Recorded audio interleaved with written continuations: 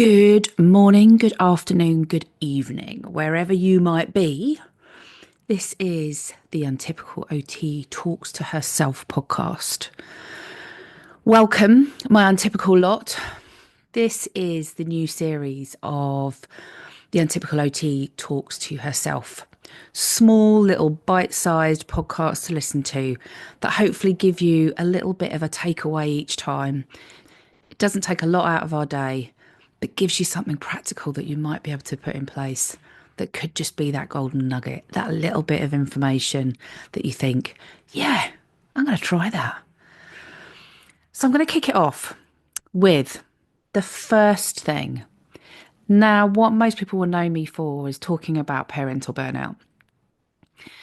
And parental burnout comes from a whole heap of reasons and a whole heap of things that might have happened to us in our parenting experience.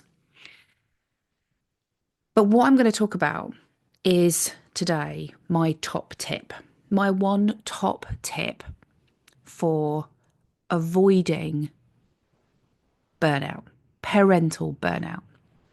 And you can probably apply this actually to other burnouts, but I'm here to talk about parental burnout. That's my special niche. That's what I like. But I think you could probably apply this to the work one as well. So when it comes to burnout, what can be slightly different to our work burnout is that there are some things we can't change. And actually, I'll scratch that because I think actually when you're in work burnout, there are some things that you can't change. So there's some things that we can't change. And it might be a system that we're involved in. It might be a procedure that we've got to go through. It might be the diagnosis that our kids have got or we've got as parents. Because sometimes we can't change it. And you'll be well used to people kind of going, oh, you just need to have a break. Just, when the kids are having a rest or they're on their Xboxes or whatever it is they're doing, then you know what, as a parent, you should be lying down. And I just think, really? But how many parents are able to do that? Or how many parents in additional needs families are able to do that? Often when our kids are involved in something and are managing to engage without us being there, then we are doing 100 million other things that we're meant to be doing. It can be shopping, it can be cleaning, it can be other siblings. They're also in this picture as well. Relationship with a partner.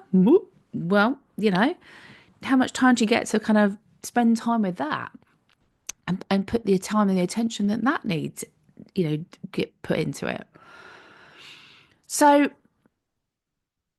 there are things that we can't change. There are things that will always be there. And I think then when people say to us, oh, well, you've got to find out what the stressor is and remove the stressor. And then when we can't, it makes us feel even worse. So my one top tip, when life has thrown you a curveball, when life has become overwhelming, is we can't always stop. We can't always stop what we're doing. We've still got to keep going. We've still got kids to feed. We've still got kids to get up. We've still got to try and get them to school if that's where they are. We've still got to run a house. We've still got to be mum, dad, parent, whoever we might be, grandparent. But there is one thing you can do, and it's the biggest thing I have learnt to do, and probably one of the hardest. It's learning to take a pause. Now, everybody can take a pause. We can't always all stop. We can't always pivot. We can't always change our situation. But we can take a pause. And that sounds really easy. I can take a pause. Oh, that's well easy. I can do that.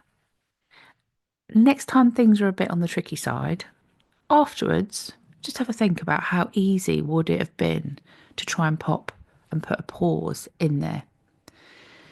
Seems like the simplest thing in the world, and you might be thinking, is that what I've just streamed this podcast for? Is for you to tell me that I need to take a pause? Genius, Liz. Bear with me. So, pauses are so important. They are important for our mental health.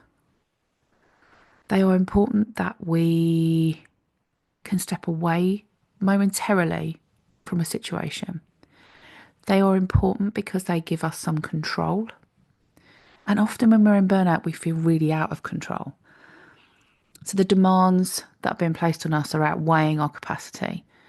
And often those demands can be out of our control or feel out of our control.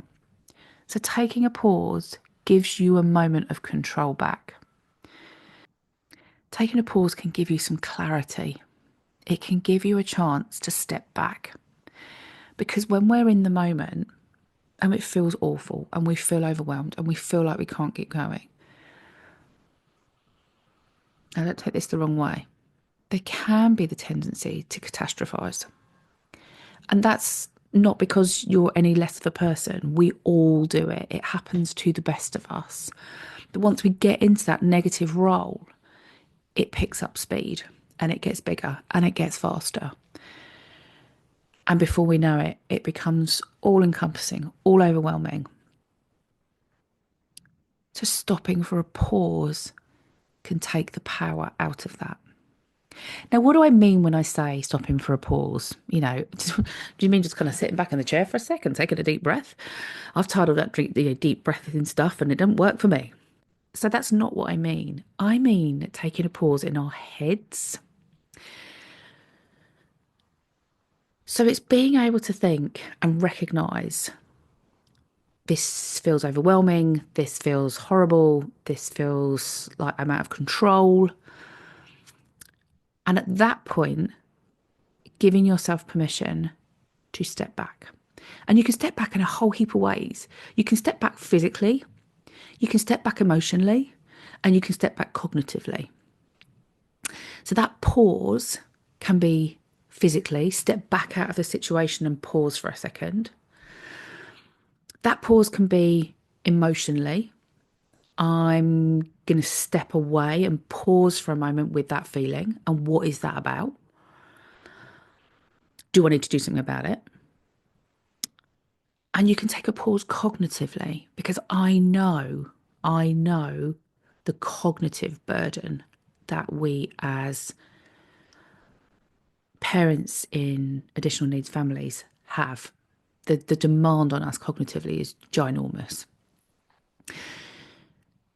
So it's giving yourself permission to pause with that for a moment because we are on to one thing and then we're on to the next thing. And I've got to phone this person, I've got to phone that person, I've got to write that email, I've got to respond to this, I've got to do the... And you run and run and run and run and run and run. So my parenting pause moment, what I want you to try over the next week or the next couple of weeks till another one of these comes out is trying to think and see where can you put a pause in your day. Now, it might be one of those people that actually, I need to schedule it in. I need to schedule my pause in through the day.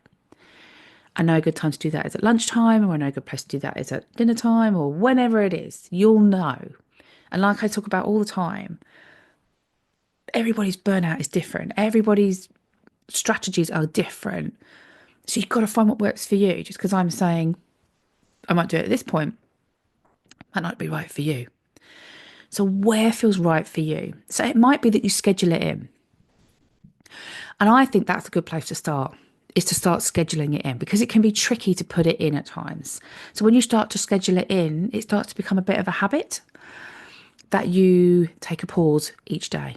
And that pause might be a 30-second pause where you take a breath, you step out, put a piece of music on, whatever it is you do. It might be a cup of tea on the back doorstep, but you pause for somewhere between 30 seconds and 3 minutes.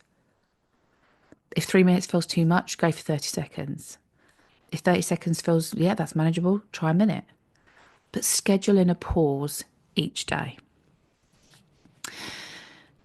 Because then what that will lead on to is when things get really overwhelming and we start to recognize those feelings, and I go into lots of this information in my trainings, is knowing the signs of your burnout. What does your burnout look like? And when those start to come, and it doesn't necessarily mean that you're in burnout, but it might be that you're starting to become overwhelmed and you think, I know where this is going.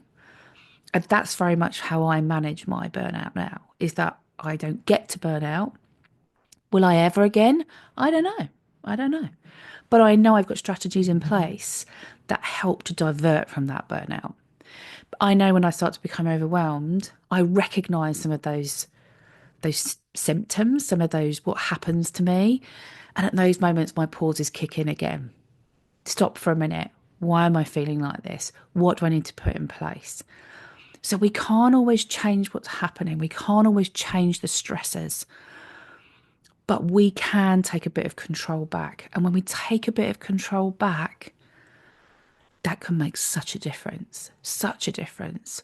To take a step back, to take a pause. And I truly believe everybody out there can take a pause. We can't always stop. And I know that, but we can take a pause. So I'm going to leave that with you. That's my bite-sized golden nugget for today. This has been the Untypical OT Talks to herself, but I'm talking to you too. I hope it's been helpful. If you're interested, I do have on my website the other courses that I run. So I've got an introduction to burnout, and I have got a burnout support package where it goes into much more detail about recognizing your burnout and starting to build your burnout plans. But if you need one thing to take away and to start doing, and it doesn't necessarily mean if you're in burnout, that you've been in burnout, that you think you're going to end up in burnout. But if you're a parent in an additional needs family, the likelihood is at some point in a parent, you're going to become overwhelmed. Put in those moments of pause. 30 seconds, a minute, 2 minutes, 3 minutes. Schedule them in and take a pause. And I really hope they make a difference. I'd love to hear back from you. My email's always open. It's hello@the untypical-ot.co.uk. I'd love to hear back from you. And I'll see you next time. Take care.